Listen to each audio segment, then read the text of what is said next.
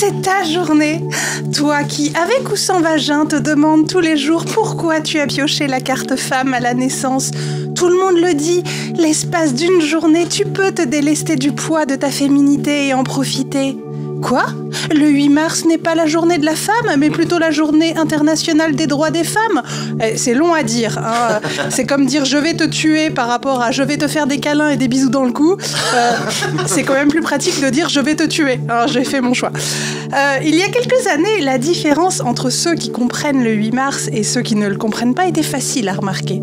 On pouvait dire produire des mesures pour réduire le prix d'une épilation du maillot, ce n'est pas 8 mars. Produire des mesures pour réduire le nombre de féminicides, c'est 8 mars. Offrir une rose aux femmes à l'entrée des supermarchés, ce n'est pas 8 mars. Alors que leur offrir des serviettes hygiéniques pour lutter contre la précarité menstruelle, c'est super 8 mars. Vous voyez la nuance ? Oui, un peu. Oui, Très bien. Voilà. Ne soyez pas comme tous les candidats de toutes les saisons de Top Chef ever. Comme quoi que féminité, c'est de la délicatesse, c'est des jolies petites fleurs comestibles qui servent à rien à part dire « Oh, mais c'est une assiette bien féminine, on sort de la féminité, parce que les femmes, ça bouffe des fleurs pour pouvoir rentrer dans un bikini body. » Oui, j'ai dit entrer dans un bikini body. C'est quand tu essaies de rentrer dans le corps de quelqu'un que tu n'es pas. C'est une métaphore pour parler de la pression du physique parfait faite aux femmes. Hein. Ça marche aussi pour des gens qui aiment se faire des costumes à base des corps d'autres gens, comme le tueur dans Le Silence des agneaux. Donc être une femme, c'est être comme Buffalo Bill du Silence des agneaux. C'est du sang, de la violence, de la mort.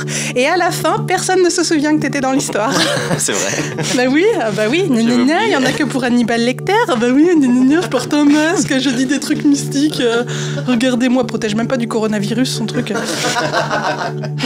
Avant, c'était facile de comprendre la nuance et dire non à toutes les offres sexistes qui pullulent pendant le 8 mars. Mais le sexisme du 8 mars est un cercle vicieux qu'on aurait invité dans un donjon SM. Oui, qui devient de plus en plus vicieux. Un cercle dans un donjon, c'est pas possible. Vous êtes très intolérant.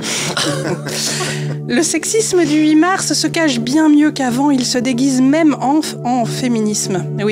Oui, à mon grand malheur, c'est chez les gens que j'aime le plus au monde que j'ai remarqué ça en premier. Oui, les brasseurs de bière. Ils sont capables du meilleur comme du pire, hein.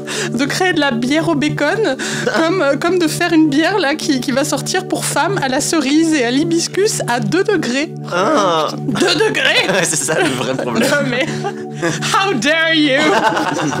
Comment osez-vous? Vous avez cassé mes rêves d'alcoolisme.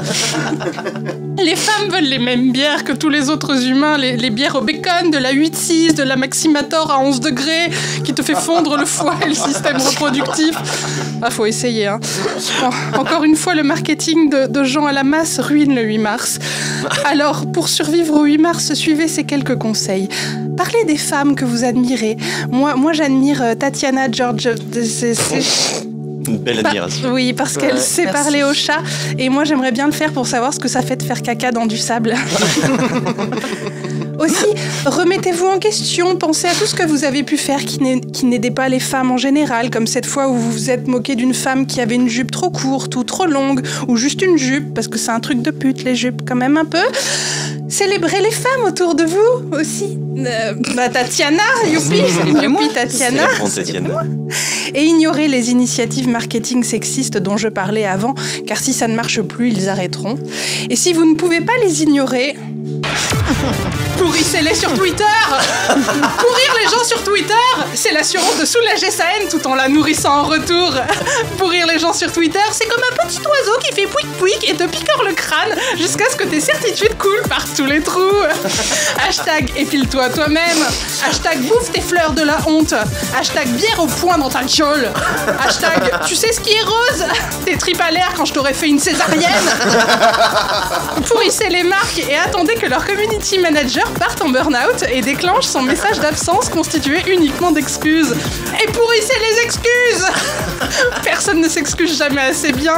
La bonne foi n'a pas lieu d'exister face au grand capital. Allez, passez une bonne journée internationale des droits des femmes.